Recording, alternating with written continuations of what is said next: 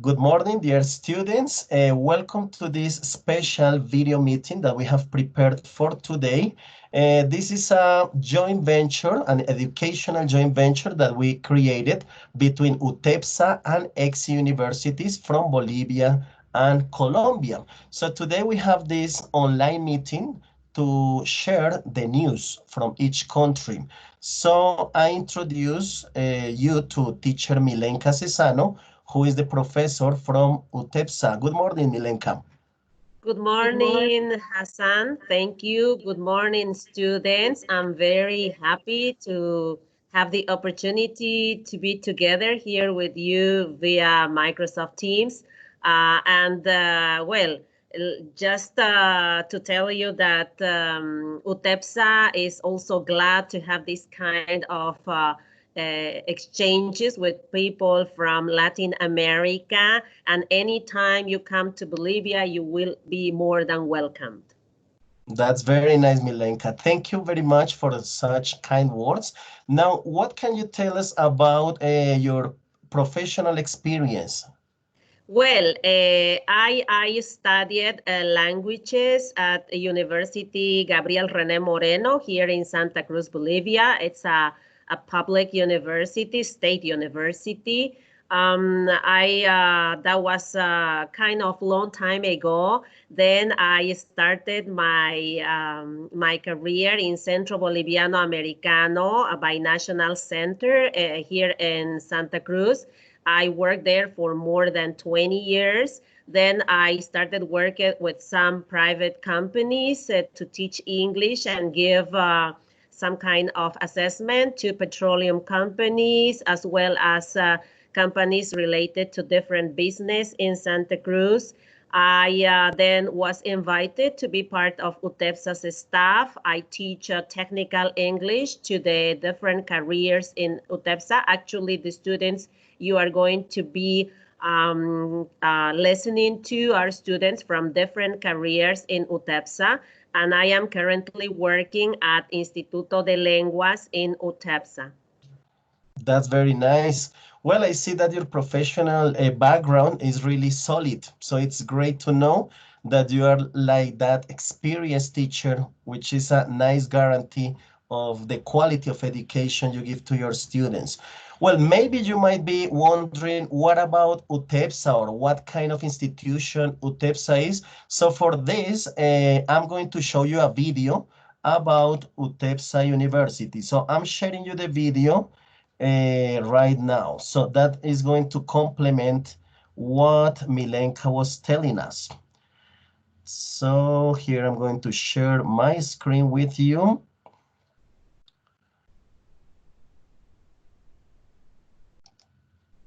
And here we go with the video of Utepsa.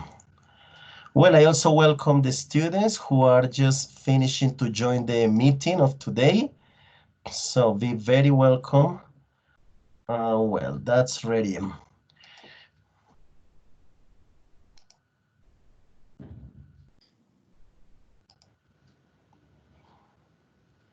Now we're going to watch the video.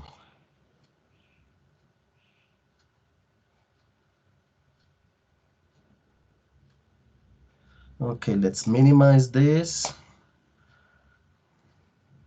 And here we go.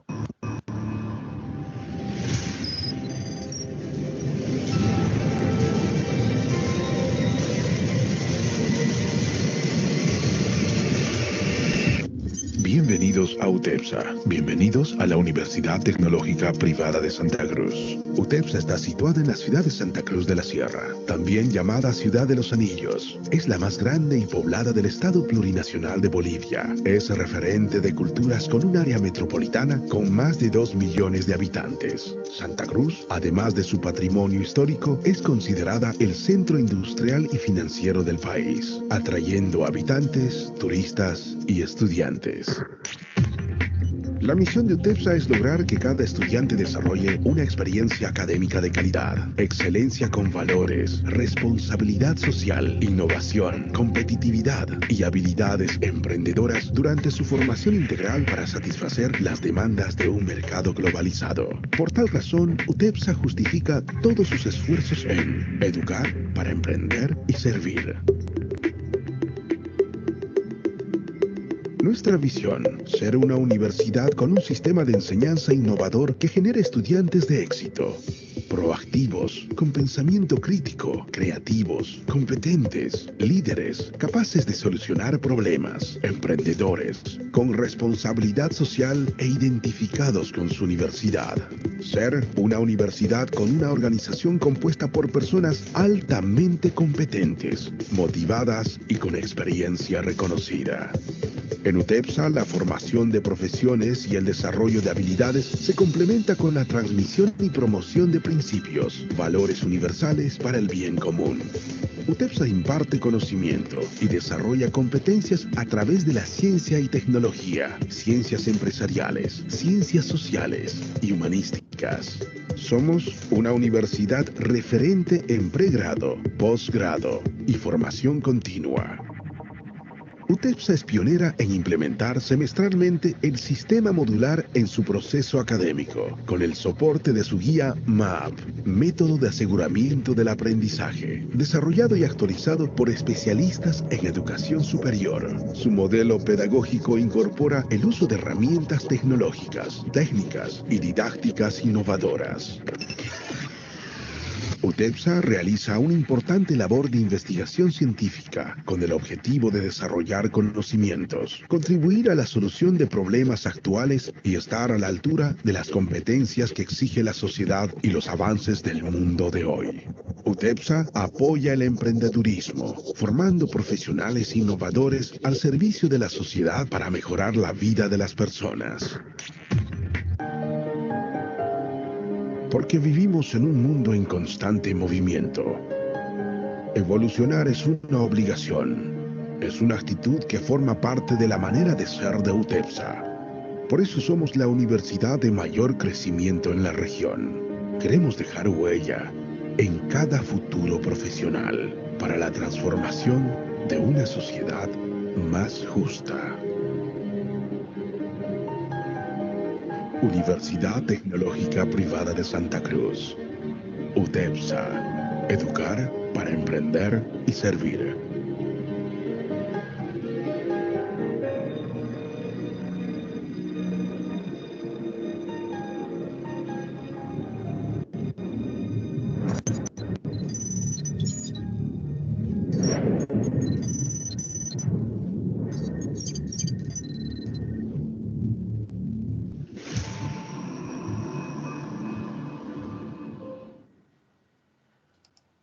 Well, so for my Colombian students, this was a reference of what kind of institution UTEPSA is. It's really nice to see that they explain the components that make the type of education that you give there.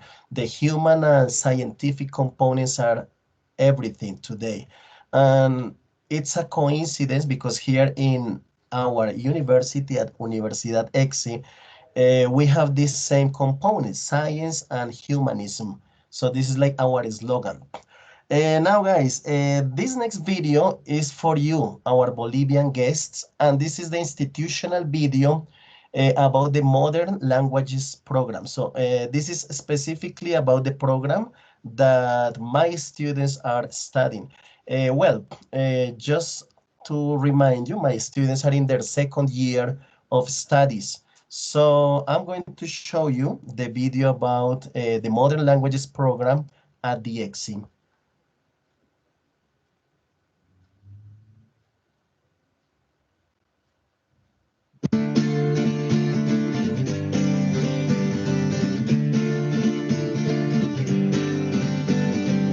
Estamos en un momento sin precedentes. Nunca antes habíamos tenido tantos medios de comunicación, tantos modos de transmitir una idea y de expresarla en distintos contextos. Pero eso no es lo más importante. Lo importante en realidad es que nunca antes habíamos sentido la necesidad de comunicarnos como ahora con el resto del mundo.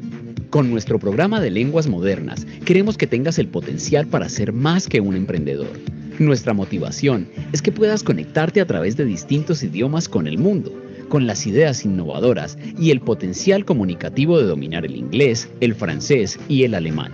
Ich heiße Adriana Castro, ich bin Studentin von modernen Sprachen und ich bin im 9. Semester. My name is Maria Fernanda and I study modern languages. I think that it's so necessary to speak English and not just for pleasure. I mean, with English, as you know, is the universal language and we can communicate and interact with people around the world. And it's like a tool for us to have more labor and social opportunities.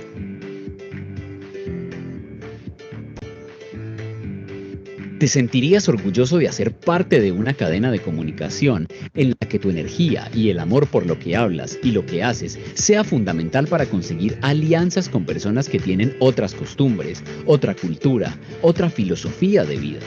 Esta diferencia, que es normal, desaparece cuando tienes la capacidad de hablar otros idiomas y de transmitir pasiones y motivaciones. Jean le projet administratif de mes études, car il permet d'avoir une vie d'assemblée dans les domaines des affaires internationaux et offre une nouvelle possibilité pour atteindre divers contacts avec d'autres pays. La curiosidad por descubrir ese mundo rico en diversidad y lleno de oportunidades, la fuerza motivadora de querer ir más lejos y alcanzar esas metas ambiciosas y explotar el potencial que está a tu alcance, será lo que te hará mover hacia el mundo exterior. El compartir tus ideas y tus pasiones en formas distintas, sin la dificultad de expresarse en otro idioma. The best of studying modern languages in the Ecci University is that we can become multilingual by speaking 4 languages, including Spanish, and we have that administrative emphasis which gives us the opportunity to create our own business.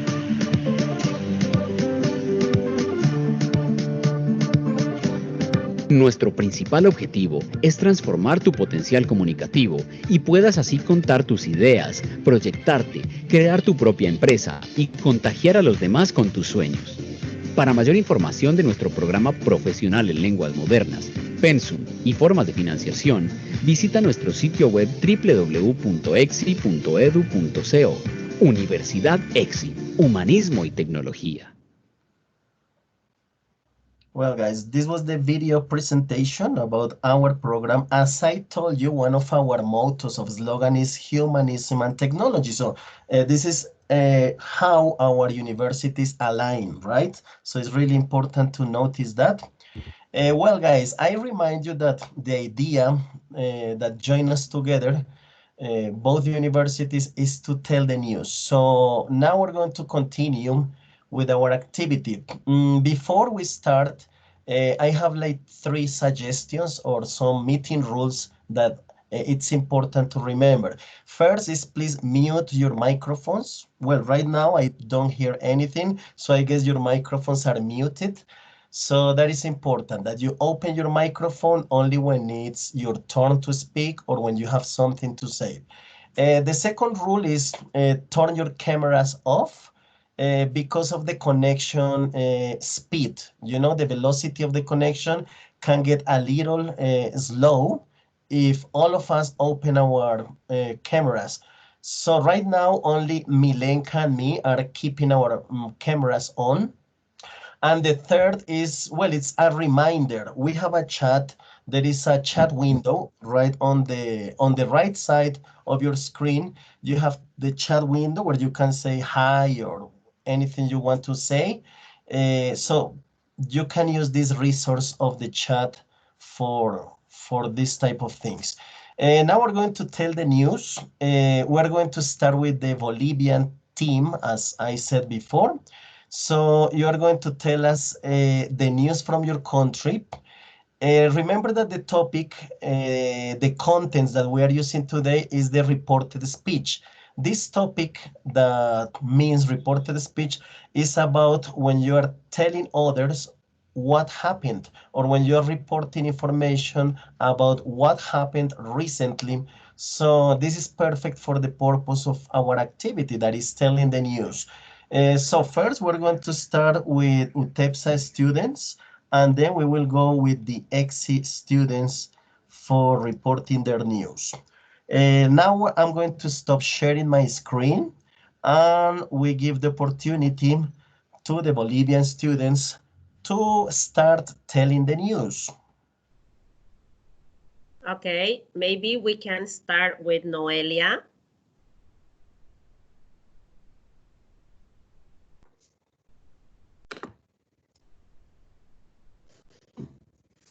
Okay, thank you very much. Good morning. Well, this is Noelia reporting directly from Santa Cruz de la Sierra. The news I want to share with you today has to do with the distribution of ventilators to the different cities in Bolivia, which is not equitative in the opinion of governors and mayors. I'll share you my screen right now. It's a little bit slow. Yeah, don't worry.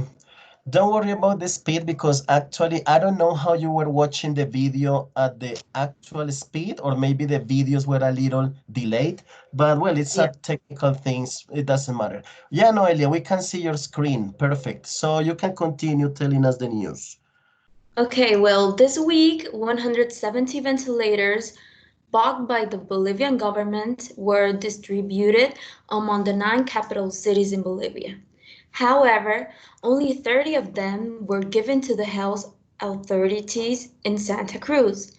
This situation makes no sense because almost 64% of the total COVID-19 cases are in this region.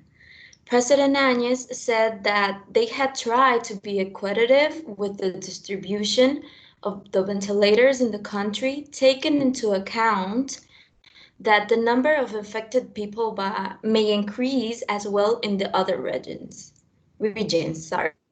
Áñez also said that in the following weeks, more ventilators will be shipped from Spain to be distributed and asked governors and mayors to be patient. Well, that's all. Thank you. Well, Noelia, thank you very much for reporting the news.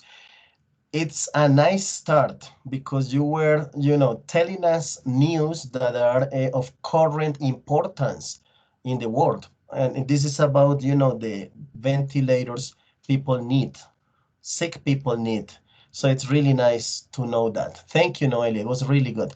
Well, another reminder, guys, is that you should be taking notes. Actually, I'm taking my notes about your news because then we're going to ask some questions about the piece of news that you are presenting, right?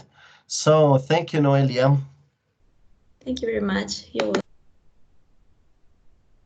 Okay, probably Jennifer can now tell us the news.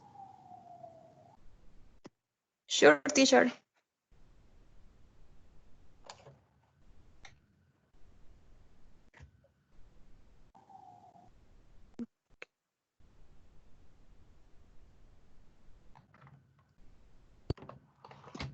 Okay, good morning. Jennifer Gonzalez reporting from Santa Cruz, Bolivia. French hospital doctors ask for help to fight the coronavirus. The medical staff of the French hospital in Santa Cruz published a call for help to get medical supplies during the pandemic of coronavirus. Doctors said that they need a type of chin straps, protective glasses, disposable clothing, and personal protective equipment to care for COVID-19 patients. According to the publication, the lack of supplies was putting at risk the personnel who take care of coronavirus patients. 2 doctors and a nurse were reported to have been infected, and 5 other officials are in isolation awaiting test results.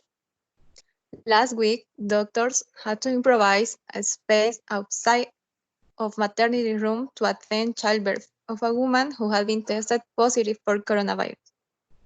That is all news. We hope doctors could be heard. Yeah, that's nice. So, Jennifer, thank you for telling us the news. And well, this is some news from your city, for what I can see. I didn't know there was a French hospital there. Is it French just because of the name, or does it actually have like French doctors or? No, it's just a name.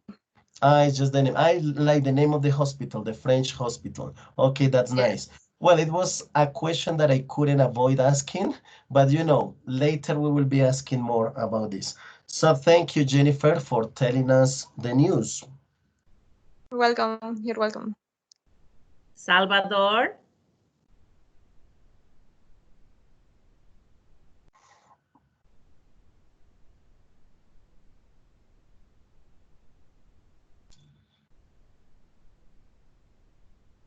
This is Salvador, and the news that I have is about Santa Cruz shows the highest rate in coronavirus cases. Carlos Valverde, a well-known journalist and analyst, states that the statistics showing Santa Cruz as the region with the highest number of COVID-19 cases has two main reasons. According to the last official news, 70% of the total numbers of positive COVID-19 cases are in Santa Cruz. Valverde said that the population in some areas in Santa Cruz refused to lock down, arguing that they need to work for living today. He also stated that the number of laboratories that process the samples overpass in number to the labs in the different capital cities in Bolivia.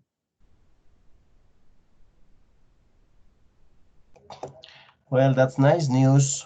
Well, the way you explain the news is not nice, obviously, because we're talking about the pandemic, but the report is really interesting about the index of cases there in your city, right?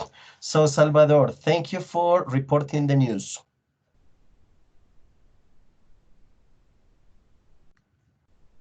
Okay, now Sarah.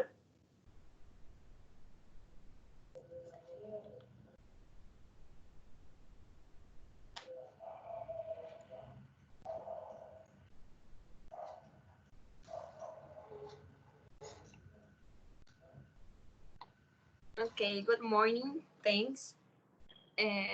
This is Sara Mireya reporting directly from the industrial area of Santa Cruz. Jorge Virco, president of Industrial Factories, informed that factories activity will start May 19 in Santa Cruz City. The sector was supposed to be back last week, but because of the working allowance, just 10% of the industries could be back to their operations. Virco said that 100% of the industry from all the sectors will be back to work. Along with the municipal government, they established that industries had to work from 7 a.m. until 3 p.m. Moreover, the government decided to adjust the rules in order to help businesses that had been seriously affected economically because of the COVID-19. It is also important to mention that 370 companies operate in the industrial area of Santa Cruz de la Sierra, generating more than 7,000 direct jobs. That's today's news. Thanks. Well, Sara Mireya, thank you very much for telling us the news. It's concise and it's also important that you tell us news about the economic aspect related to industries because you know that throughout this time, different sectors have been affected. This is what we were talking about, like behind the scenes before we started with this recording. Milenka, me, and some students from Bolivia, we were talking about how different areas of society have been touched, sensibly touched. And well, industry is one of these areas that is touched by COVID-19. So it's important for us to learn what is happening there.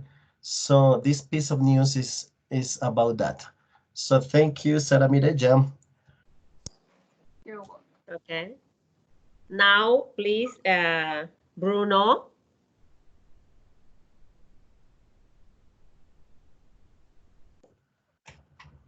Okay, thanks, teacher. Let me share my screen, please. Yeah, sure. It's nice because when you share the screen, it is taking no time. So it's appearing immediately, which is really good. It shows that, well, the universe is helping us with the connection. Because sometimes in the meetings, even if it's a meeting about people in Bogota, sometimes we have this connection thing to show screens, but today is not the case, which is really good. Okay, Bruno, we can see your screen now. Okay, I'm going to start. Dr. Erlan Vacadíez, a well-known kidney specialist in Santa Cruz, Bolivia, said that ivermectin was not a new medical product. This product has been administered to more than 2,500 million people since 1987, and none of the patients have had side effects. However, people should be supervised by a specialist when taking it, he stated. He clearly expressed that even though it was traditionally used in animals as an antiparasitic, it also been given to humans for the same purpose because of its low cost and easy prescription.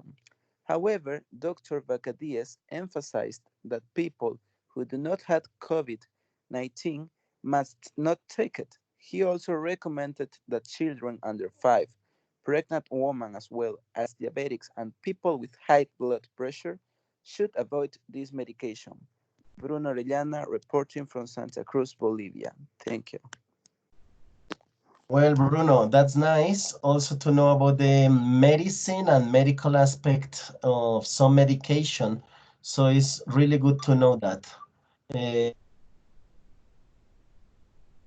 you. Field. So thank you, Bruno, for sharing.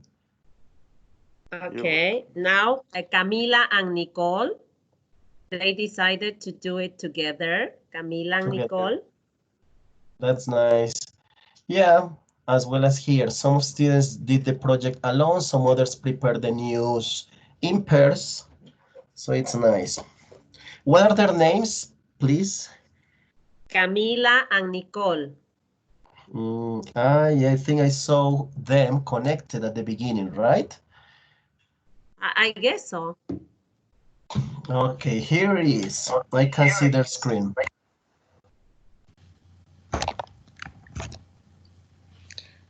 Hello, this is Nicole and Camila reporting from Yapacani.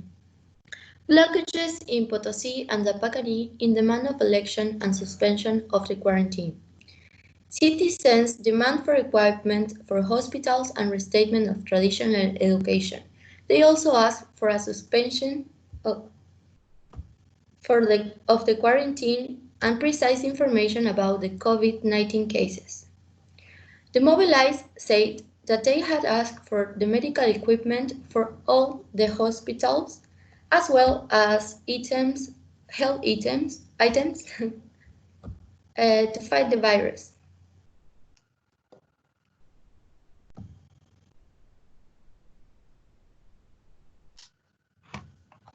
Camila.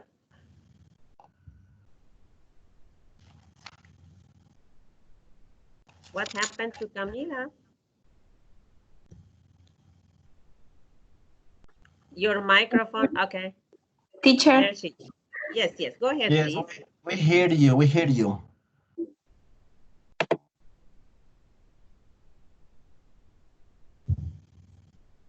Oh. Can you see my screen? No. Not yet. Not yet, but we are waiting for it. Okay.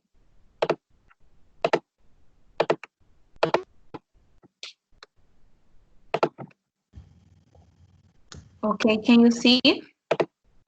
Yes. Yes. Yeah, here it's the screen. Nice.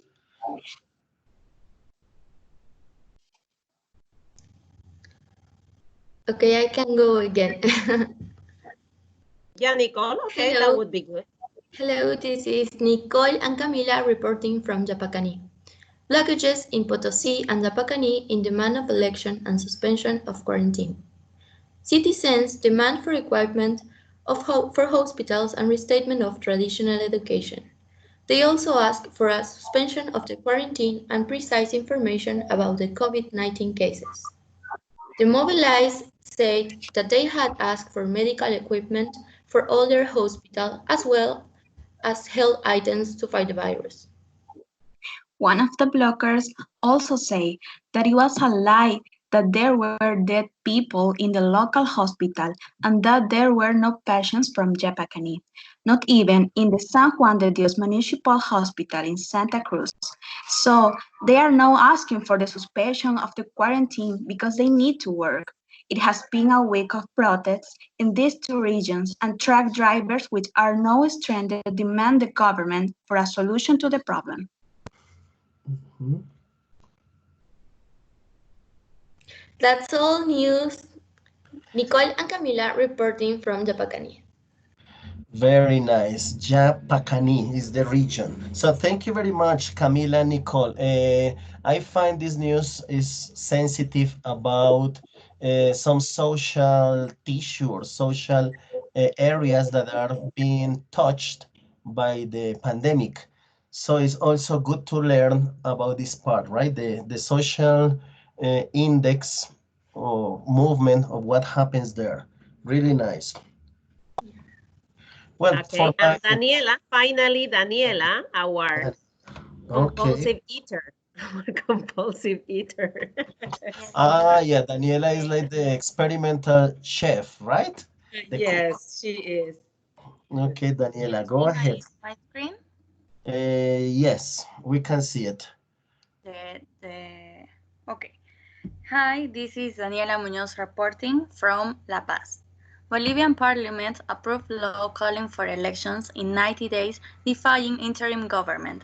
Bolivia's opposition's controlled parliament approved a law Thursday night calls for presidential elections within 90 days, prompting outcry from the country's interim president, who has put the country under mandatory lockdown due to coronavirus.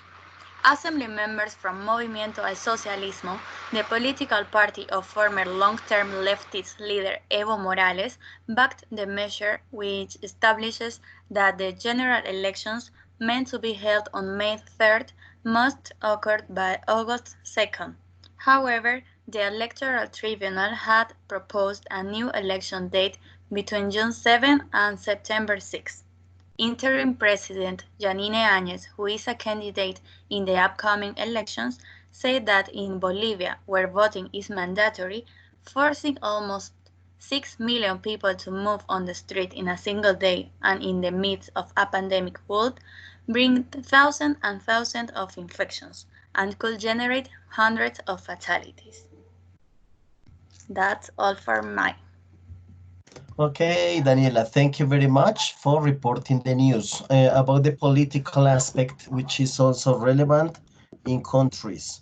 Well, that's nice. So it means that everybody has passed to report their news, right? Yes. That's good. Excellent. Well, now our Colombian students are going to ask some questions or make comments about the different news that you were reporting, right? Okay. So for my Colombian students, from Nicolas to Fabian, you can open your microphones, tell your names, and ask any questions about the different news.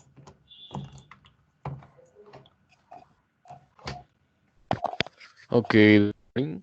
Good morning, class. I want to talk about an opinion. I think the news are very interesting because those things are new for us because we don't need anything about Bolivia. And interesting to know culture, news, interesting things about the things that are happening in Bolivia. Yeah. So it's Santiago speaking, right? Yeah. Good morning. Yes, Santi. Thank you very much for your ideas about this news. Okay, Okay, anybody else has good questions? morning, Hi, who is it? Nicholas. Hi, Nicolas. Tell us your or ask your question or make your comment, please. Good morning for everybody, for the people from Bolivia. I want to give you one comment about your university or your colleague. I like a lot the profile of your university, and it's some interesting to know about this. this university, this information, it's great for me. Nice. Good to know, Nico. Yeah, well, Nico is one of our students at the Modern Languages program, so he shows his interest about Utepsa. Thank you, Nico. I want to make a little comment about Nico's participation. It's very interesting, and I enjoyed what he said in the sense of the accent. He speaks English with a Colombian accent. Beautiful, Nico. Thank you. Yeah, and I know, guys, we notice each other culture accent, right? Because besides studying the language for years, we still keep an accent for, living in our countries. So you will notice this Colombian accent uh, in the way we speak, right? Well, here in the chat, Beautiful. yeah, nice. Thank you. Here in the chat, Laura Fonseca, one of my students, she has a question. What is the situation about coronavirus in your country? Well, since some of the news from Noelia, Jennifer, Salvador, you were talking about the news of coronavirus in your country. What is the current situation with this pandemic? Is the virus spreading fast? Is it controlled? Or what is the present situation? Well, right now the situation it's not looking very nice because there's already almost 3,000 cases, so it's not controlled, and we're still in quarantine. And the government want to finish it already on Monday, but I don't really think it's a good idea because probably there will be more people infected. And the other problem is that we don't have space in the hospitals. So, yeah, it's all a drama. Yeah, yeah, very similar to here. The intensive care units are running out of beds, ventilators. So this is a sad thing that happens. So thank you for answering. Guys from Colombia, any other questions or comments? Yes, me. Hello, everyone. I'm Jandre Bertrand. Well, my question is, how is the situation with uh, people who do not have the resources in this quarantine? Thank you, Jandre. Thank you for asking.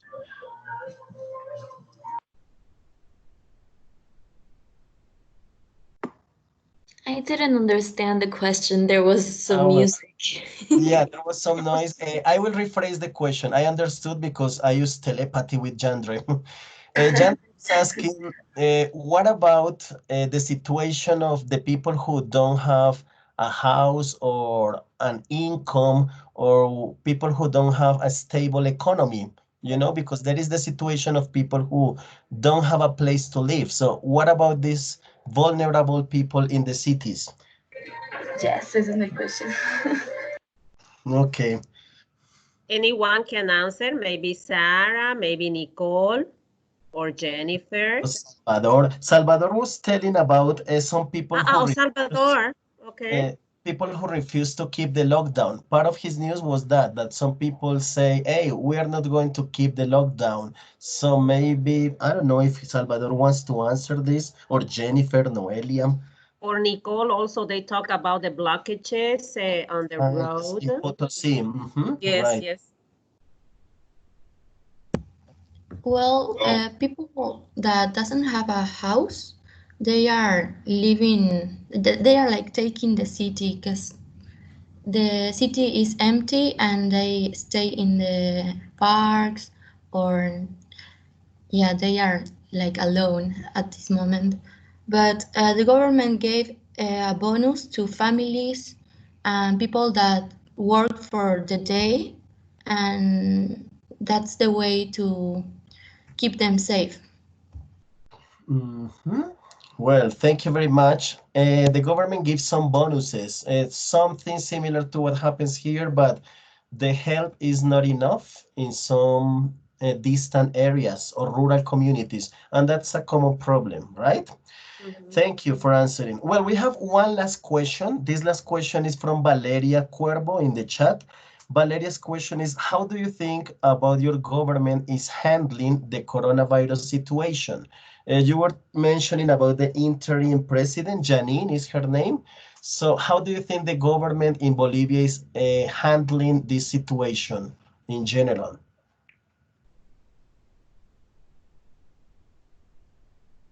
Anyone can answer because all of us know. Maybe me. Okay, Daniela, go ahead. Well, now the society is not happy with Janine Áñez because now the government have too many problems from corruption, and it is not good for the health of the country because, like my partner said, um, it's not good the system, so the people is not happy. Okay, yeah, there is non-conformity in many sectors. Yeah, and I think this is a a common aspect in South American countries because if you remember September, October, November last year, uh, South America was a boiling pot, right? It was a melting pot because in Chile there was, movements. In Colombia there were riots, and I remember that also in Bolivia people were protesting about, the choosing of Janine as the president. So I think it's a common feeling, right, about these governments. Well, guys, this is the first part of our news report, and now we're going to continue with Colombian news reports. So we're going to start with Nicolas and Santi. Okay, wait me a minute, please. Okay, yeah, it's Santi speaking. Yes, Santi and Nico. Well, for the Bolivian guys, Sara, Bruno, Camila, Nicole, Daniela, Jennifer, Salvador, remember to take notes and you want to make comments at the end, or if you have questions to ask, you can ask them. Okay, ready. We can see your screen now. Okay. Nicola, okay. We will talk about Motorife series. This is an interesting series about a politician, a Colombian politician. You know, Latin America has a lot of stories about corruption. Then this is one of them. The premiere is tomorrow. Then you to watch the series, you can write to a number in WhatsApp. It's a business number, and they can give you the link to watch the series in I don't know, on WhatsApp, in other application that I don't remember now. Telegram. The name of the other application Ah, is Telegram, Telegram. yeah, Mm-hmm. yeah, Okay. I forget. Okay. Okay, Nicholas, please. Okay, I will go to start.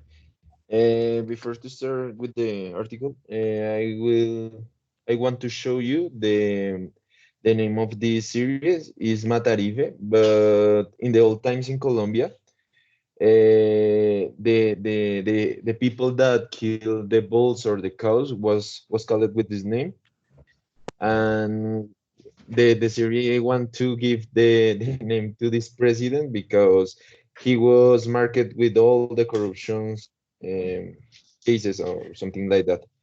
Well, I will go to start. The article said that Colombia's former president Álvaro Uribe had been finally getting his own narco-novela, courtesy of the journalist who had gotten the Supreme Court to investigate his alleged rigging of the 2008 elections. More than 35 years after the first evidence emerged of Uribe's ties to the Medellin cartel, Matarife promised to morally do away with the controversial political platform of President Ivan Duque. The narconovela had been produced by Daniel Mendoza, that is one editor of news website that is called La Nueva Prensa, and one of the fiercest critics of the political pretenses of the former Medellin cartel associate and alleged paramilitary chief. The first episode about Uribe's perpetual run-ins with injustice hasn't even aired, but Mendoza had already been flooded by the threats by far-right group Aguilas Negras and other so-called Uribistas. Mendoza, like almost journalists in Colombia, had gotten used to the harassment that follows any criticisms of the only Medellin cartel associate in history who had received both an honorary journalist degree from a former stripper and Medal of Freedom from a US president. In an interview with Tercer Canal, the journalist and criminal lawyer had said the series would be based mainly on the body of work of senior journalist Gonzalo Guillén, who had been in journalist science before Uribe and Pablo Escobar entered politics. The series was titled Matarife, which means slaughter or buffon, because the nickname particularly annoys the former president. Mendoza had expressed intention to morally do away with the former Medellin associate should got the former president, who already is in court, somewhat nervous. When his bulldog lawyer, Jaime Lombana, had tried to pull a stunt on Guillén, the journalist's publicity exposed the attorney as a narcissist drunkard who is investigated for money laundering and accused of assault by multiple women. This is all. Well, thank you very Thank you much, so much for Nicholas. listening us. Good. Okay, thank you guys. Thanks for sharing. So that's the name of the series. Starting tomorrow, Matarife. It's only through WhatsApp and Telegram. It's not going to be Okay, thank you like so a... much for listening. Okay, thank you, Nico and Santi. Now we welcome Jandre and Juan Pablo. Well, hello everyone. I'm going to shut up my panel. Okay, that's good. Can you see? Yes, it's sharing. Yeah, we can see your screen. Well, hello. Our names is Juan Pablo, Juan Pablo Martin and Gender Beltran. And we're going to talk about a new title. Colombia receives $1.5 million donation from China as COVID-19 cases reach 9,456. So this is Pablo speaking, Juan Pablo. As my partner said, the Colombia government had received on Thursday, May the 7th, $1.5 million donation in medical supplies from People's Republic of China, as coronavirus cases in the country are a total of 9,456.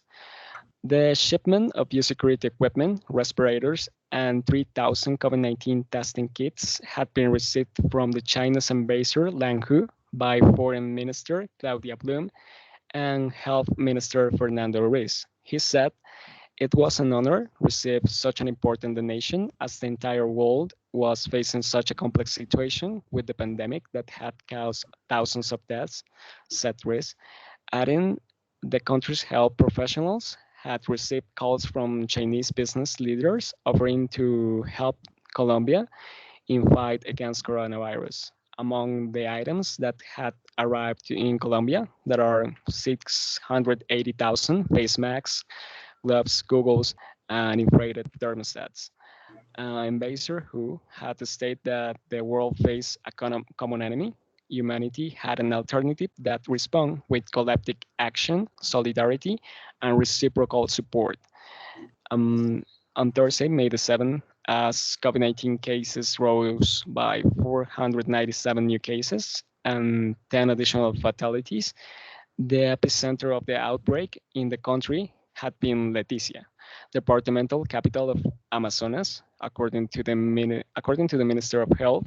An epidemiological cluster was being monitored in 3 indigenous communities near Leticia: Yaoy, Arara, and Zaragoza.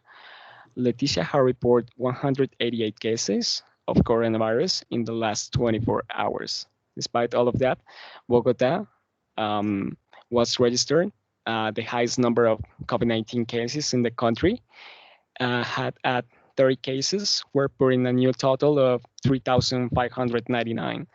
The National Health Institute had processed 4,242 tests from patients with COVID-19 symptoms. Other cases had been reported also in Atlántico, Meta, Cundinamarca, Cartagena, among others. The good news about this is that the number of patients who had been recovered was 2,300. And that's it. Well, Juan Pablo and Jandre, thank you very much. It's nice to hear your news. For the Bolivian guys, the Bolivian students, remember to take note or make comments at the end of this news report.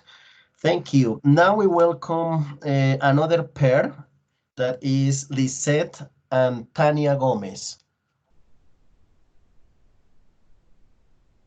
Well, most of them are working in pairs, because of the group size.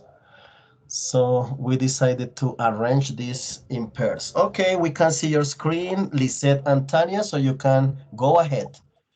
Okay, good morning. My name is Tania Flores, and we are going to talk about the transphobia as a problem of pico y género.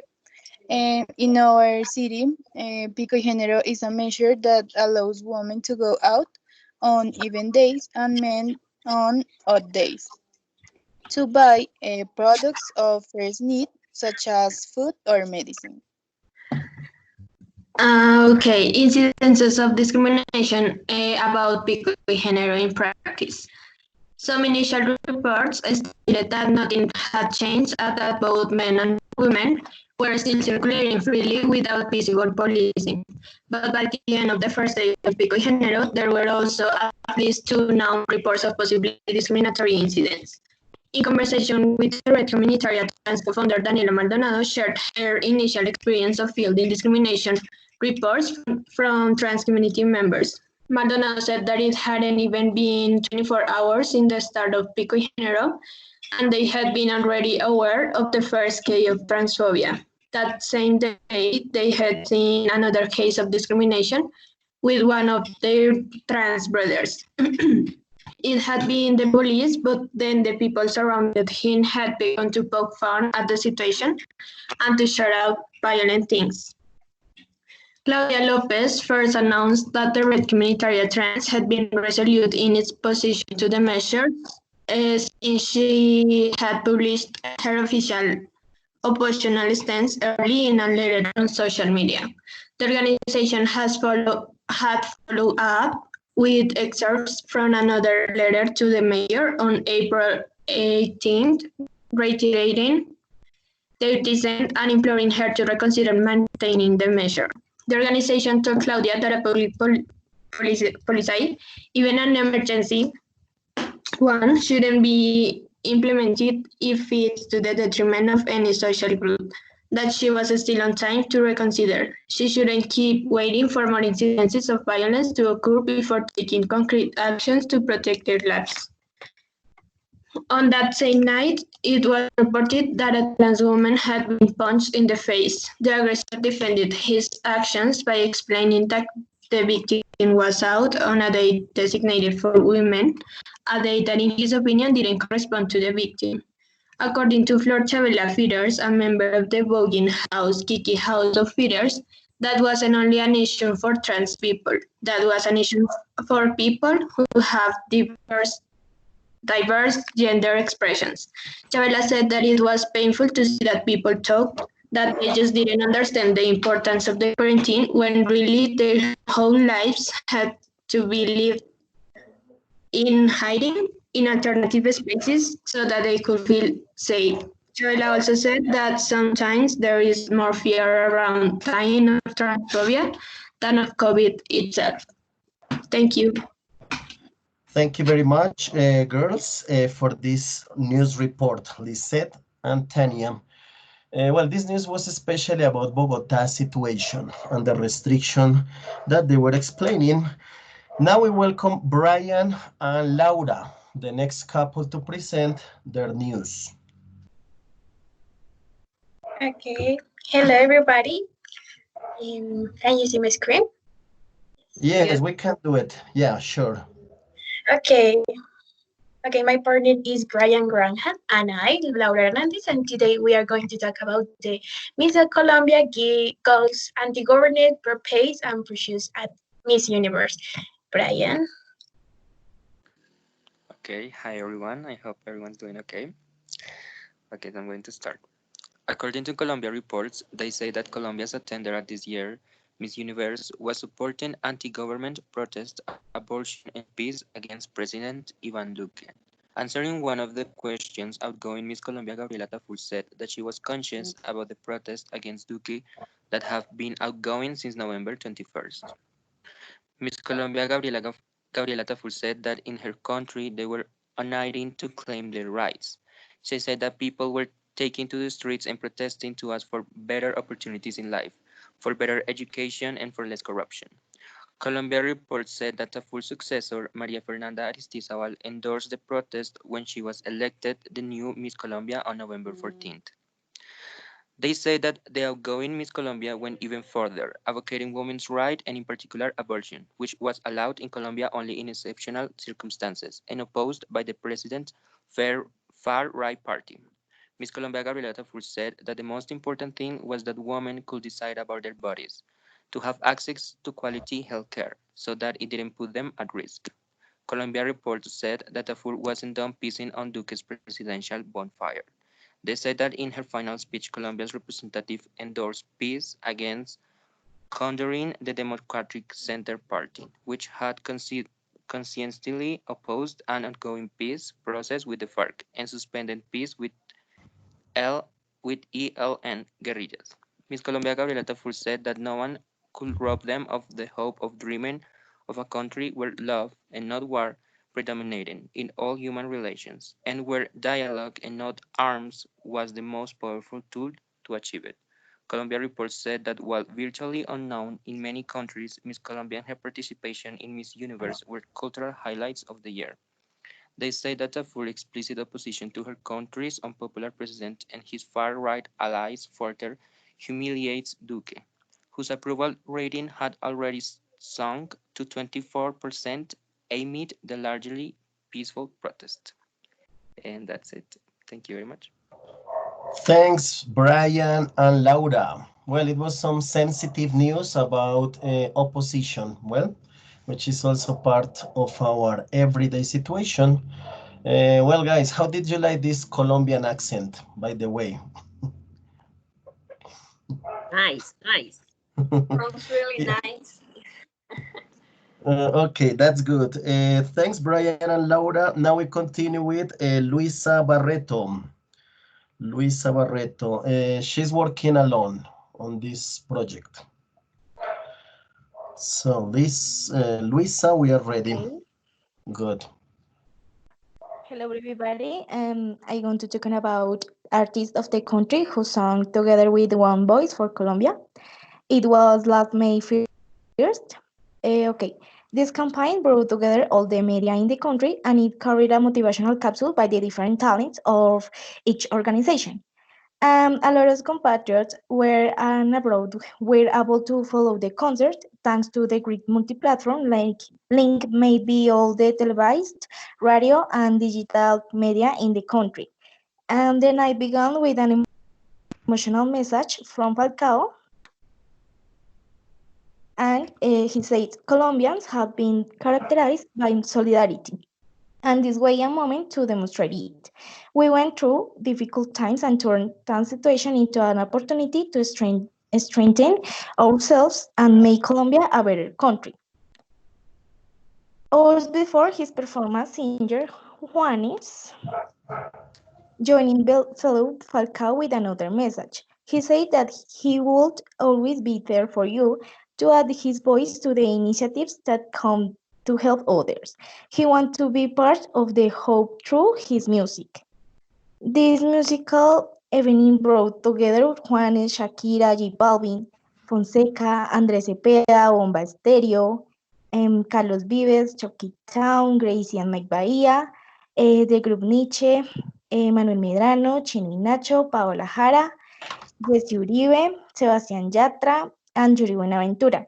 Each artist was presenting their best song, and Sofia Vergara was supporting the United States. Other artists were To Uran, James, Egan Bernard, the Pibe Valderrama, and Catherine Ibargüen, among others. Sofia Vergara said several artists injected good energy. He made a story. The alliance had managed to deliver many kilos of food, benefiting many people in vulnerable conditions in more than 150 municipalities, and it works continuing day after day throughout the territory.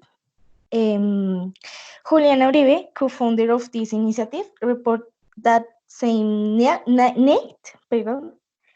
and that she had already exceeded 11 million pesos. And that's all. Thank you very much, Luisa. Well, it's also nice to refresh our spirits with some, artistic news, right? So it was about time to hear this type of news. Now, maybe one of my questions for you guys in Bolivia is how popular are these artists there? The artists that Luisa was mentioning, right, in music or acting.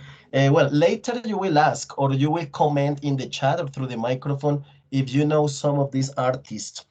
So now we continue with Kelly and Angie. Well, Kelly and Angie are another duet or pair. As they prepare, I can comment that Angie is not in Bogota now because her family is from Boyacá. So Boyacá is another area of the country that is in the north of Bogota. It's like 6 hours traveling by car.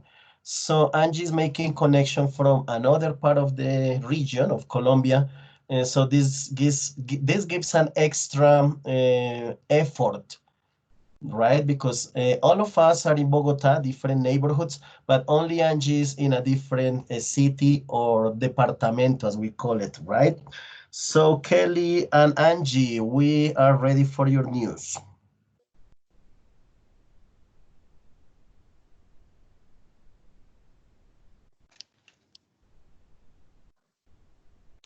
Good morning, guys.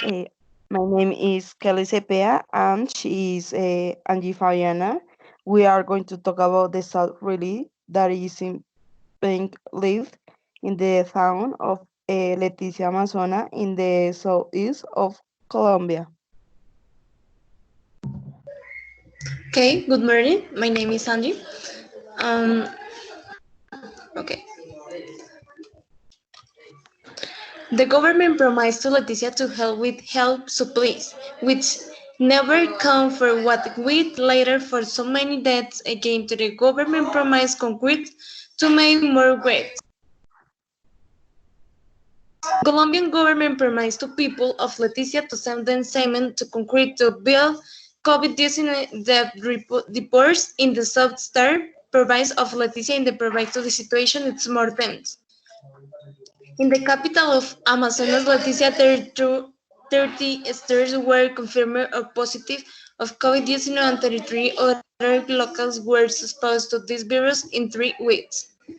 The doctors who were to the town of Nariño began to repair the hospital by themselves without help from anyone since what was promised by the government and the health minister, Fernando Ruiz, never come to them. They fear that they will don't steal enough elements to assist the great area, such as hospital streets, nor they don't have basic equipment. And rural Dr. Juan Pablo Chiquiza said to the Yekune indigenous new agents that had to try to fix the hospital. Okay, a health called Leticia, the situation is particularly critical. In the capital of Leticia, the health services are registered a growing number of infections that were the main hospital continues to be in ruins. The add to tension, the local person was scout the virus were more 89 of 181 imitated and the last one person where they have been infected. The town on the border with Brazil and Peru has been the particular that report construction and chronic government neglect left with the virtual no health care. According to locals, they had been home to the big lockdown or then the let of government if it lends they without option but word. A military border, the military 100,000 men to the border that don't prevent travel to from Brazil and Peru. The commander with the 6th Division, General Jorge Herrera said the soldiers had set 14 checkpoints to both formal and informal border crossing to prevent anyone coming in out of the town. According to the general, he may have been patrolling the border since March 12th, but the soldiers had bosses staff uniform that also guarantee in the safety of the life the doctor for Puerto Nariño. Okay, this is Okay.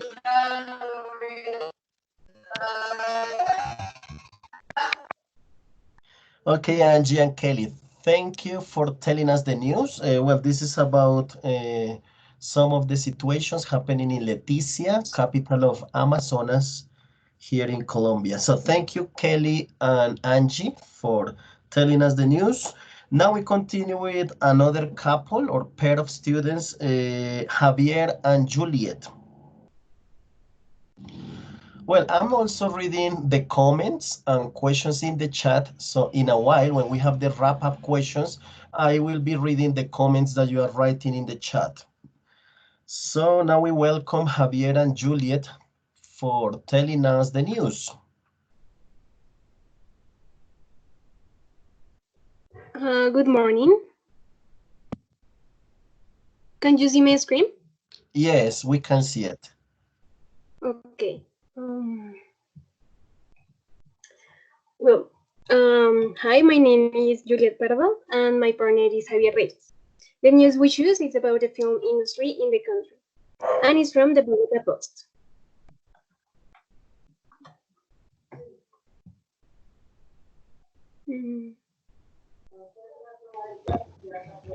Sorry, I think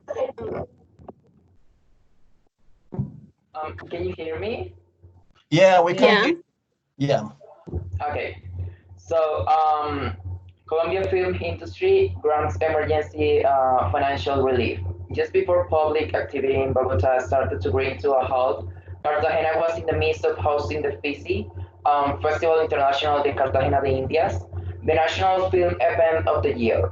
By the morning of its third day, however, festival organizers were forced to call off the rest of the multi-day event as the country prepared for a full-scale national quarantine. This was disappointing for all in the film industry, whether or not they were in attendance. The significance of the festival's cancellation indicated an obligatory pause on every forthcoming shoot in the country. Set decorators, production assistants, sound mixers, casting directors, and location scouts, all essential elements to most large-scale film and television productions, were set to lose their livelihood for the duration of the national emergency. The Colombian Academy of Cinematic Arts and Sciences, ACACC, announced earlier this month that they, in collaboration with Netflix, will be making a relief fund of 500,000 Colombian pesos. Oh no, I think it's dollars, available to eligible workers in the Colombian audiovisual industry. For Netflix, the fund in Colombia is part of a much larger global commitment to support creative communities all over the world with 150 million of dollars of emergency relief funding. Consuelo Luzardo said that they hope that by joining forces, they will be able to help them during this difficult time. They welcome Netflix's commitment to this fund, and they hope that other members of the industry will be able to come together and contribute. The ACC will be managing the relief fund, awarding one-time payments of 1.2 million Colombian pesos per grantee. Workers within 100 different roles, sound mixers, production assistants, set designers, etc., who had an active or pending contract during the relevant time period are invited to apply. Also, cities below indie theater in dire straits. Meanwhile, in Bogota's Pictures La Merced neighborhood, 6-year-old indie house theater Cine Tonalá is doing everything in its power to survive the pandemic. Less than a month into the national quarantine, the theater announced itself about to close, if no radical measures were taken. The theater social media accounts have communicated a general sense of uneasiness since the very beginning of the quarantine. Tonalá started promoting watch from home streaming options through the platform, movies with the hashtags Apoyemos Tonalá, Cine Tonalá Resiste. In a bid to raise awareness around the theater's imminent closure, Cine Tonala said on the last official press that it was highly likely that we wouldn't see each other again in the house in La Merced, where they had always welcomed us with open arms, and that they wouldn't be able to keep being a special space to host and promote Colombian film. Cine Tonala hopes that its status as a major supporter of Colombian film will help rally financial and institutional support. In just 6 years in Bogota, it has hosted 4,000 functions dedicated exclusively to showing and promoting Colombian film. And that's it. Okay, Javier, thank you very much. Thank you, Javier and Juliet, for telling us this news about, well, art and artistic production. Now we continue with Andrea and Camila, who have their news.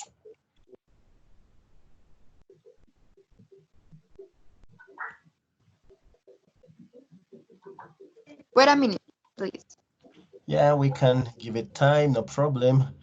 We are going to have Andrea and Camila's news, and then we will take a stand for the wrap-up questions, because maybe we're going to accumulate many questions. So after Andrea and Camila, we will go with a round of questions and comments for my EXI students, from Bolivian students to EXI students. I have already seen some questions in the chat, but you guys from Bolivia, you are free to open the microphone if you prefer and speak to tell your comments or ask your questions. So Andrea and Camila, ready?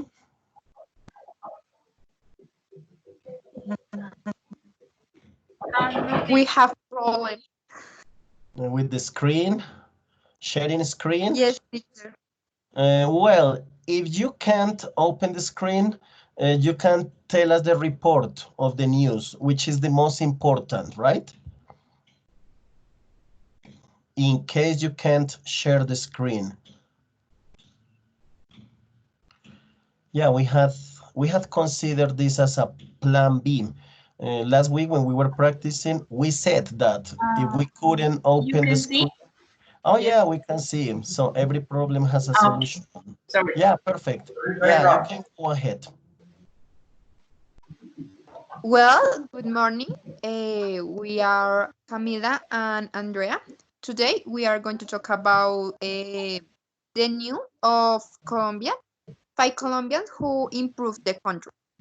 El Tiempo, the newspaper, launches a Spear with the Reconciliation program that seeks to show the good action that are being carried out in the country. The first one is Okay, the first one is Marta Cala, sorry. According to the newspaper Time, tell us that in the neighborhood of Ciudad Equidad de Santa Marta Magdalena, which is one of the areas where families live in condition of extreme poverty, a newsletter was developed by and for the community, where they find new of possible of positive work in this sector. Most of its members are young and children. And the Time also said that this project is led by the Casa en el Arbor Foundation. Marta said that for her this means great learning.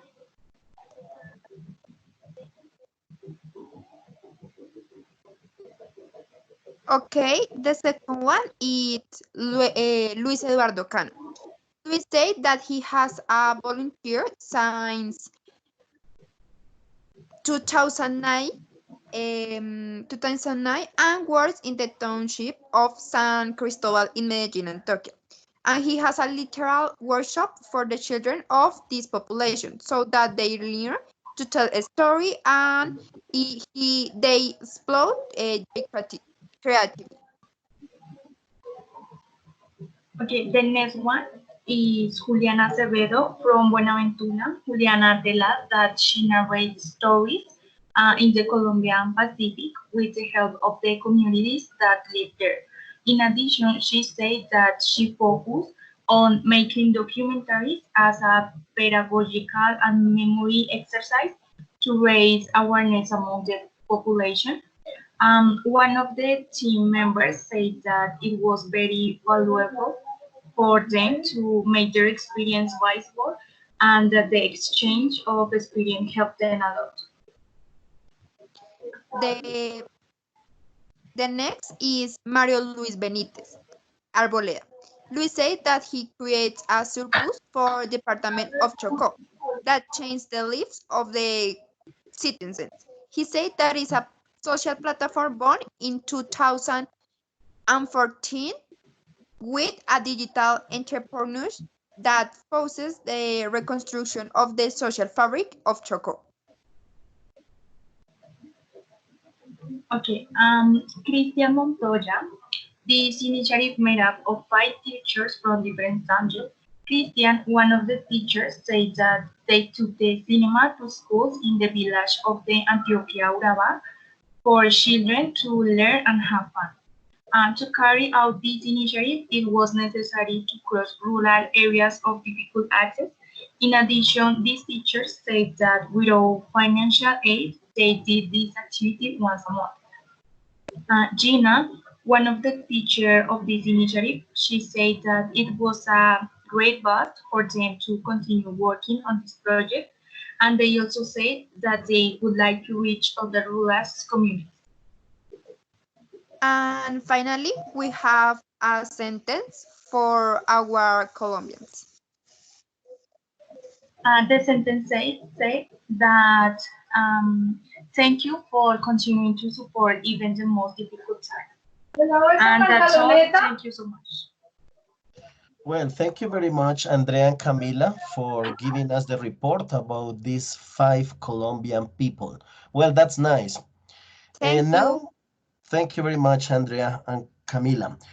Now we're going to read some questions from the Bolivian students. This question probably goes to Lisette and Tania. The question is, what does transphobia discrimination mean? And what can the government do about it? So, Lisette and Tania, can you answer this question?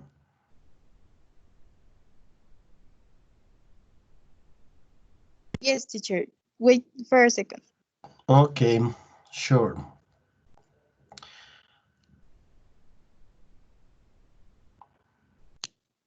Okay. Well, I think that transphobia is discrimination against people who don't identify with their gender assigned by society. They may be transsexual or transgender, or they may don't identify with either gender in general. So the government, what government can do is remove the pico y género, but that is already over in some places, and take serious measures with those police officers who are having violent acts with these people because they are human. So they obviously have human rights and deserve respect. Well, thank you very much. I think this answer is very illustrative about the topic. That's nice. Now, from Bolivia, Daniela is asking this question. How is the health system in Colombia currently with this topic of coronavirus? Well, maybe as we were comparing before in the news that you were telling us, Colombia has a deficit of intensive care units. So hospital beds are not enough and ventilators are not enough either. So right now, well, the medical members or the medical staff at hospitals are trying their best. But well, you know that in big cities like Bogota, maybe Medellin or Cali, it's not enough. So we can say that the pandemic is spreading. Is not a total red alert, but it's a little worrying. So the wise thing to do is to stay home. For you, the young generation, for us, the little bit older generations, we should stay home and just take care of each other, right? Well, Sara Mireya asks this question that is probably for Jandre and Juan Pablo or for Kelly and Angie because they were talking about the situation in Leticia. So Sara Mireya says, I heard of Leticia before. Seems that people over the area are having the worst time. How is the government reaction in this difficult time? What are they doing to help the community? So this is the question about the Amazon situation. How is the government helping the people in Leticia?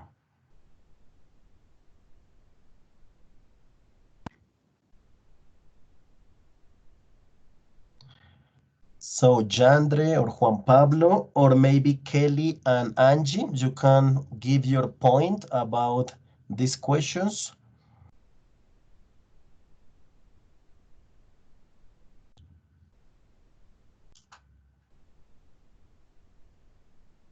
Well, I will take the answer in the meantime. Recently, we can say like 1 week ago, the government sent some military forces there to Leticia. There was a lot of criticism because the army, the military forces, had better equipment like to protect themselves than doctors actually have.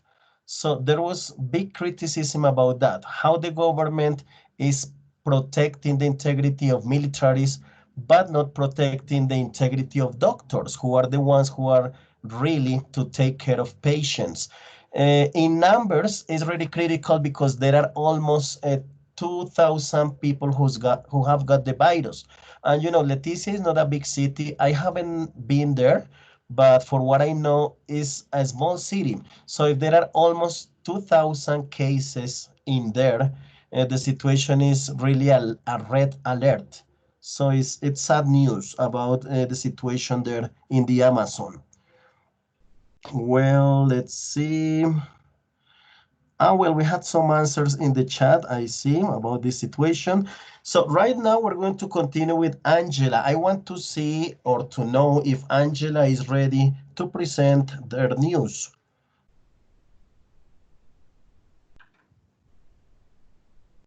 Hello, Angela.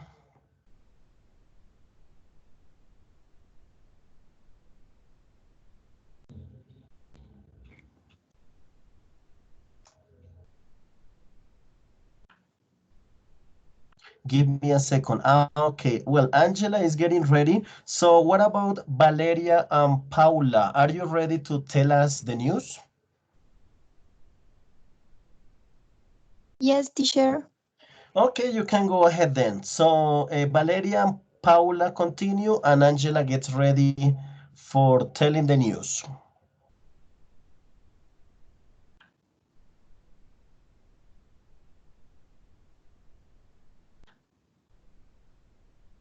Can you see my screen? Let's Yes. second. Yeah, yeah, it's being shared. Yeah, we Okay. can see it now. Yes, Good good. morning, everyone. Um, I hope that you guys are fine. My name is Valeria, and my partner is Paula Castiblanco, and we are to talk about um, Tyrona's Park. Okay. Colombia Reports posted news about Parque Tayrona.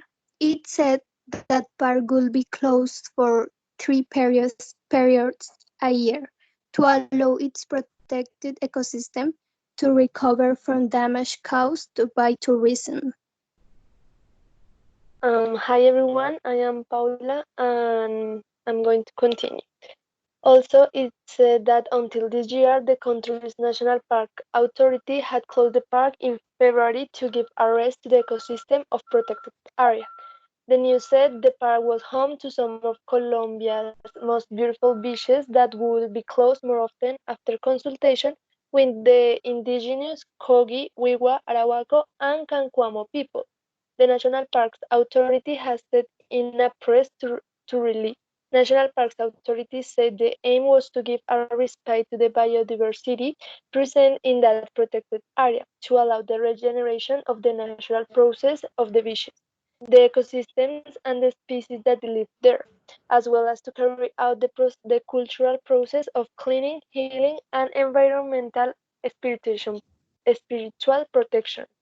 They say this year the park would wouldn't be just be closed in February, but also in the second half of June and in the second half of October. And during these periods, locals wouldn't just clean the area of litter, but biologists will monitor the condition of vulnerable and threatened animal species like the blue-billed creosote, the American crocodile, and the jaguar.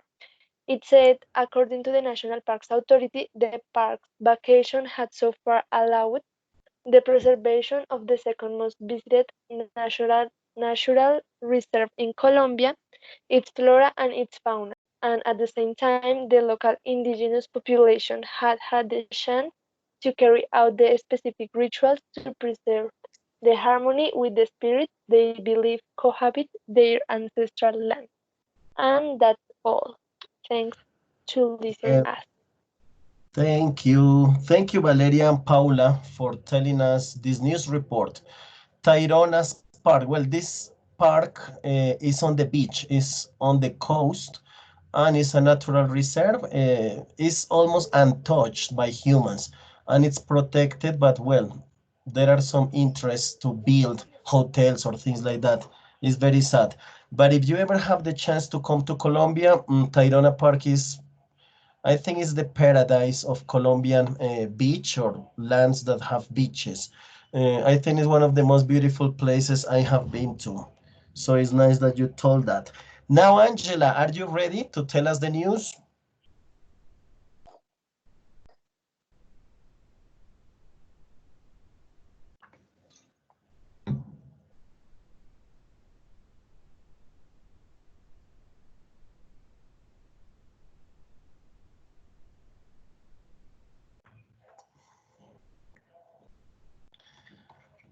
Angela, can you hear us? Are you there, Angela?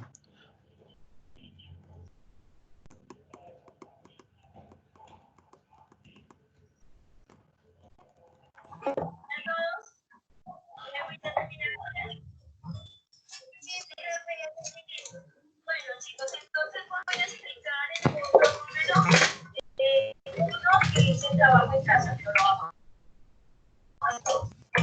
Dice, escribe 10 números primos y 10 Yeah, Angela, we cumples. can see Entonces, you. We can see and we Yes? can hear you. Okay. Sure, Okay. I'm going to start. sure. The Go ahead. notice is about some artists in Bogota. Former coffee plantation near to Bogota becomes coronavirus refuge for international artists. As route it was not a show, 13 artists had to stay in an art center located on the outskirts of our city due to the situation of COVID-19, since their flight was cancelled.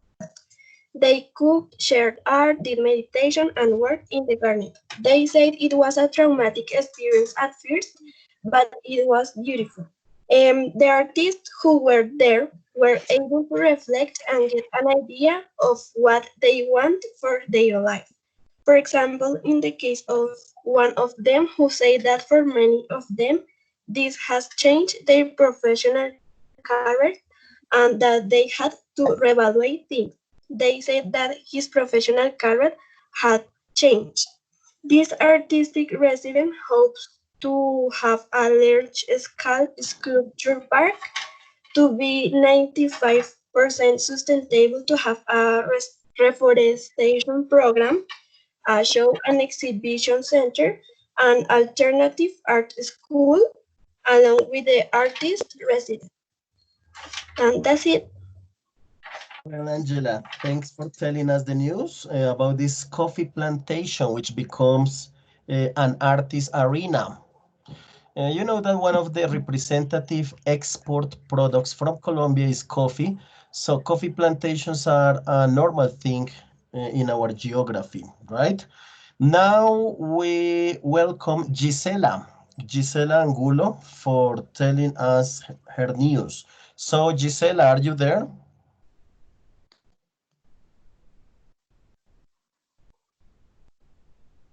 Gisela, let me check in the chat. Well, I didn't see Gisela connecting this morning. Gisela, are you there?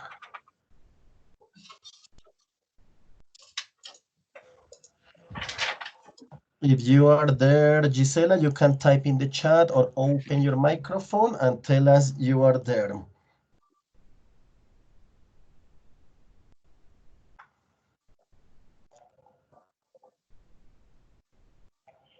Well, I don't think Gisela is connected. So let's give chance to Karen and Stephanie. Are you there? Karen and Stephanie? Yes, teacher. Yeah. Okay, sure. Nice to greet you. Well, I hadn't said hello to you this morning, so welcome to this online news program, which is the special meeting for ending the semester. So as you share your screen, well, you're actually sharing your screen. You're ready.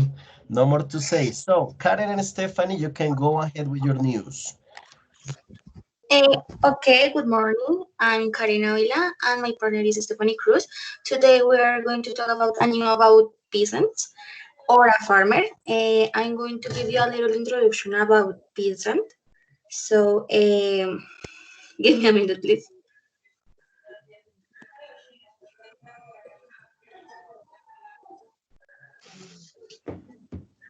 Okay, a peasant is a person who carries out his work in rural areas, normally in agricultural or livestock activities, whose main objective is the production of various types of food or its derivatives. In general, a farmer can produce these elements both for his subsistence and to sell them in the market and obtain some profit from it. Although normally the farmer identifies himself with the production of vegetables, fruits, or vineyards, and also the farmer different types of livestock. Okay, Stephanie. Okay, good morning, everyone. This is the news. A video on a farmer and her two young sons have gone viral on YouTube. Now their videos are getting viewers on reality of life as a campesino. The video opens with the sound of a chicken swagging. The camera pans directly over the lush valley of Chipaque, 45 kilometers south of Bogota. Nubia Gaona Cárdenas and her two sons, Arley David and Jaime Alejandro, and the family is wearing hola. Also, in the video, they say that the channel they were going to teach us how to plant fruits, vegetables, herbs, and much more. The youngest child says, "Let's make this viral so that no one has to go to the bed without eating." Somehow, the call to action was heard by masses since they uploaded at the end of April. The simple video has amassed more than 1 billion views at the time of reading. The channel itself now has more than 300,000 subscribers. Like always, they say that when they upload the video, they throw in just 1 week they wouldn't have 50 orders. But right now, they have so many that they know and say with the whole health, they are going to be able to deliver. The idea of start a YouTube channel come from David, who loves to watch video on that platform. The family has been going step by step since then, try different ideas to get by. One consistent lifeline has been her neighborhoods, Sigifredo Moreno and wife Juliana Zapata, who also own the social enterprise Huertos de la Sabana in Bogota. They helped Cardenas before with invest for crops and with a job washing potatoes. Cardenas says before her husband died, she has not worked 14 years. Then out of nowhere, she had no resource to provide her family and said it's been very hard. So when the pandemic began, she decided to bring her son idea to them. And in her video, she explains some of the difficulties of being a farmer in Colombia and how sometimes the price they get for vegetable doesn't even they get for even justify taking them off the ground. Um, that's it. Thank you for listening. Okay, Very that's good. interesting. Yeah, that's interesting how a farmer and his or her, his children, they got popular online for, working on a YouTube channel and showing their products. That's nice. Well, now we're going to have the last round of questions and comments. from the Bolivian students, and also from you, Professor Milenka. Okay. Anyone, Sarah, Daniela, who would like to ask questions? Are there some questions in the chat? Well, I see a comment in the chat from Sara Mireja. Sara Mireja has been very active in the chat or also during all the meeting. And Sara says, that's amazing. A lot of people have no idea how to do that in quarantine. People can learn how to plant their own vegetables. And you know, here in South America, we have lots of land to do that. So we can live off the land. Mm, well, Laura Fonseca, one of my students, just want to say thanks for sharing the news with us. I liked all your news. So it's basically expressing gratitude for sharing, right?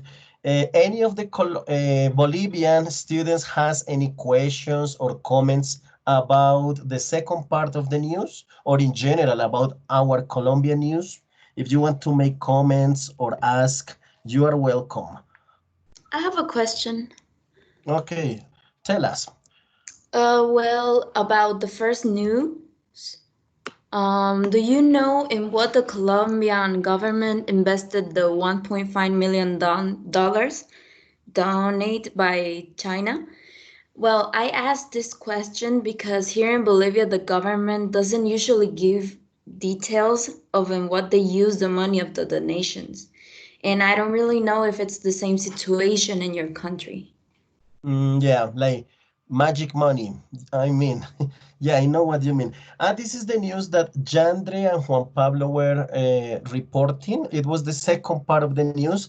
So maybe Jandre and Juan Pablo can tell us how the government invested 1.5 million, right?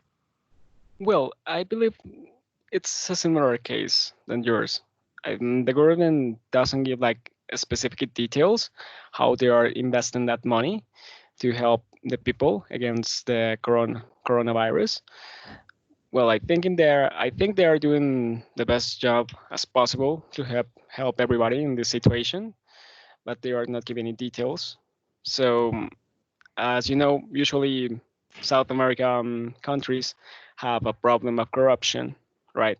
So we don't know exactly if that money is going to be invested, that 1.5 millions, or maybe 500,000 dollars are going to be invested, and then the other 1 million is going to disappear. So we don't know exactly what is going to happen at this moment, but I hope for the best. Yeah, Juan Pablo. Well, I think that answers the question in a sensible way. Well, we expect and hope that the money is really invested on what it should be. It shouldn't be the case of the cheese spread among the mice, right? Well, thanks for asking, and thanks, Juan Pablo, for answering. Anybody else has questions or comments about the news, the Colombian news? Well, I heard about the farmers that they were complaining about the price that they get for the products. We got the same problem here in Bolivia. As an example, last week, some chicken farmers were also mentioning the same subject about the price, and like not all the markets here in Bolivia are open because of the COVID-19 situation. So it's not the amount of probably products that they used to sell is not the same, but that side or that amount of products are being wasted, and farmers are not getting money from that product. So there is a huge problem about that, and the government is trying to solve that situation, even though it's not as fast. You know, I mean there is a problem with that in whole Latin America. I see it. Yeah, that's a clear observation about how our economy is not prepared to deliver the products or to do or to have a second plan when this pandemic started. Recently in Colombia, thousands of liters of milk were just thrown away because this is what is happening. Milk producers are, well, keeping and containing their milk to sell, but you know that milk is a short lasting product. So if they don't have people who buy, or if they don't have the connections to sell their milk, they just have to throw it away, which is really embarrassing for us because South American countries, again, we have some of the best lands like to produce and to live off the land. But well, this is part of the policy of the governments, right? What to do with extra food or what to do with accumulated food. Yeah, this is really sad. And that happens here. Alternatives have come for small farmers to come to cities and just to retail their food in small markets. This is what I have seen on some social networks like Facebook. Many farmers try to advertise their products through Facebook. And well, we can see like a change in the way they trade because you wouldn't imagine a farmer advertising their products on Facebook or YouTube, just like Karen and Stephanie were telling us that farmers are trying to promote these landing habits through social media. So it's probably part of the new culture that is appearing with this COVID thing. Well, what about Elaine? And besides Hassan, that's something good, no? But also there's a but there because here in Santa Cruz, where almost 70% of the production is held, and the food of Bolivia is produced in Santa Cruz. Here, the other day, the ones who raise chicken, they declared themselves in let's say in red alert because even if they are sending their products to these mobile markets we call, I mean, people selling on streets, on some corners, on some areas which were assigned by the municipality, it is not enough because the production overpasses those demands from a, let's say, reduced consumption society today due to the COVID-19. So the main consumers were restaurants and restaurants, night restaurants. I mean, pollerias we call here, and there were thousands of pollerias all over Santa Cruz, and those ones are not working because we are prohibited to be walking after 5 p.m. So since these businesses are now working, of course, they're working with online products like deliveries and so on, but it's not like being open and people walking and moving, schools, students living a night shift, and then or workers, and then, oh, I feel hungry, there's a polleria here, I'll get my cuarto de pollo and so on. So that is the problem. Our production is in thousands and the consumption now is in 1 to 10, let's say. Yeah, yeah, it's kind of the same here that, these small businesses in neighborhoods are in bankruptcy because they don't have the ways to sell their products. So it's really a shame. Yeah. Well, anybody else wants to tell comments or to ask questions about this news? Well, there's an interesting thing about the accent. As you can hear, people from Santa Cruz has like a kind of a neutral accent, maybe. And well, I remember I have lived some years in the United States, and when I meet new people, it was like, oh, you're Colombian. And when I talk, they were like, no, you're not Colombian. Where are you from? Because you don't talk like Colombian. So yeah, I think Colombian people, it's very well known in the United States. It's very interesting. While Bolivian doesn't exist right there. It's like, I'm from Bolivia. And people, it's like, where is Bolivia? And you have to tell, oh, it's in the side of Brazil. So that's the way they can know where's Bolivia. Well, that's an interesting anecdote that you tell us about accent.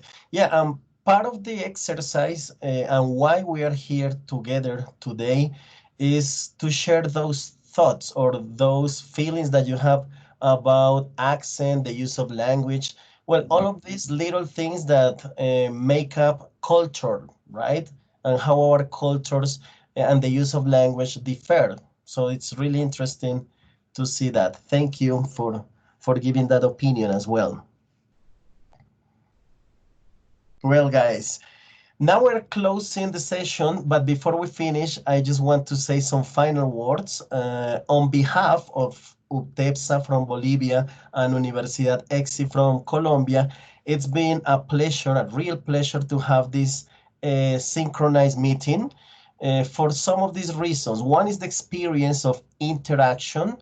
This interaction is necessary right now because you know that more than ever we're in a globalized world. So being global means this, to share these experiences and taking advantage of technology. The second aspect is the fact of learning through different ways. So part of you guys there in Bolivia and for my students in Colombia, learning a second language or a foreign language like English has to be apart from our usual sessions. It can be from other places. So having this contact with universities and creating links with universities is something great. Well, finally, my message is for all of the students and both of us, Milenka and me, is the motivation to keep up studying, to continue working on your studies. Don't give up. This is my constant message to you, dear students, because you know that nowadays the situation is not easy or is demotivational to say, oh, how can I keep on studying like this?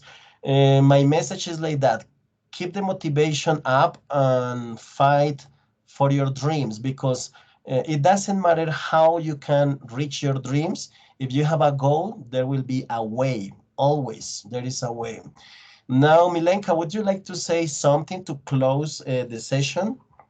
Yes, as you said, when there's a proverb, when there is a will, there is a way, no? So there's always a route, a path we can find, no matter what adverse situation we have in life, we will always face adverse situations, obstacles, people telling us, no, you cannot do that, this is coming down, this is not gonna work anymore. No, there is as we said at the beginning, we're being formed, we're part of two institutions that state humanism as one of its important things to consider. And humans, that's why we're humans, different from animals. We have the power to think, we have the power to change our reality, we have the power to change the things that are happening around us. So it's in our hands to go ahead. I want to thank you very much. It was a pleasure to share this time with you and your students. It's a wonderful group. I want to thank my students too. Many of us are not my students right now. They were my students, but they were motivated to be part of this exchange of ideas, culture, as you said, which is very important. So I just would like to say that I hope a better future for all of us, for our countries, for Latin America. We still have lots of problems, lots of, like I say, taras. I don't know where they come from, but it's time for the young generation, these students, to change this situation, no, and to become the leaders of the future and to change all these things that we have been talking about. Thank you very, very much, and you will be more than welcome when you decide to come to visit Bolivia, Santa Cruz especially. Thank you. Well, that's very nice. Thanks for the invitation. And now for you people of Santa Cruz, you are in my heart for sure. And thanks for the experience, right? Well, we're closing now this meeting that was about the news from Colombia and Bolivia. So it's time, right, to end this meeting. In the chat, I see some messages that you are writing. So thanks a lot for joining us today. Well, Thank you very much. okay. See you Goodbye. next time. Bye bye. Bye bye. Anytime. Thank you, Hassan. You've been a great host. Bye, You everybody. too. Bye. Bye, everybody. Have a good rest Bye. of the afternoon. Nice Bye to bye. talk to you. Me too. Thank you very much. Bye bye, all of you guys.